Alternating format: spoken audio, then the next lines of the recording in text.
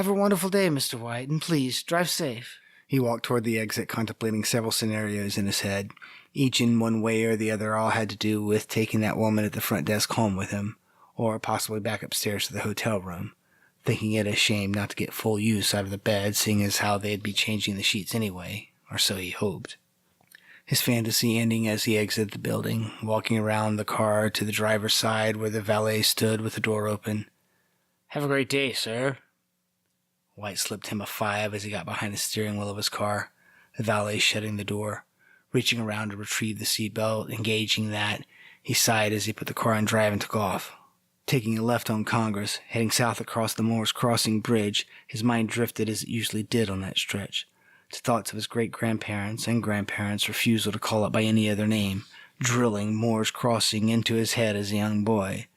Even though Moore's Crossing had been taken down by the city to be replaced by a bridge that was destroyed by a flood long before he came into this world. The third bridge constructed was the one that would become known as Congress Bridge, a name which never really bothered him that much. He was just ready to call it by the old name.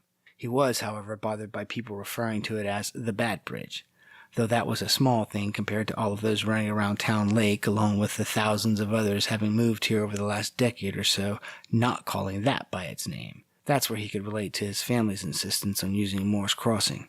That's where it became personal for him, relatable. Years back, not exactly wet behind the ears, but still not all that far removed from graduating Quantico, he had worked Miss Johnson's detail after submitting his request to work closer to home. Basically just driving her back and forth from the ranch home to the city for social events, to run errands, and even just to the salon she'd been going to for over 40 years to get her hair done. In his time on her detail, he'd gotten to know her and the family well. Hell, she probably turns over in her grave 100 times a day because of this shit. Mumbling to himself as he glanced in the rearview mirror, seeing the bridge behind him, realizing how so many people would never know just how much the term Lady Bird Lake would have been despised by its namesake. He knew she'd hate it. Anyone who knew her knew she'd hate it. Hell, both daughters, Linda and Lucy, probably hated it as well, but neither had ever say a word about it publicly as not to tarnish the legacy of Texas royalty. Sighing again, sad about how much history is being lost, rewritten, forgotten. This train of thought would consume his entire morning, on his way to his apartment, during his shower, and while getting dressed.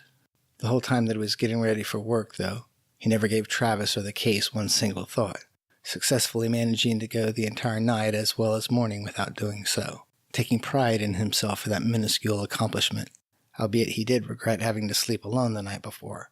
But that was just another part of his life he had rationalized during his drive to work. Of course, sleeping alone wouldn't be the only topic conflicting the mind of Special Agent Randall Scott White.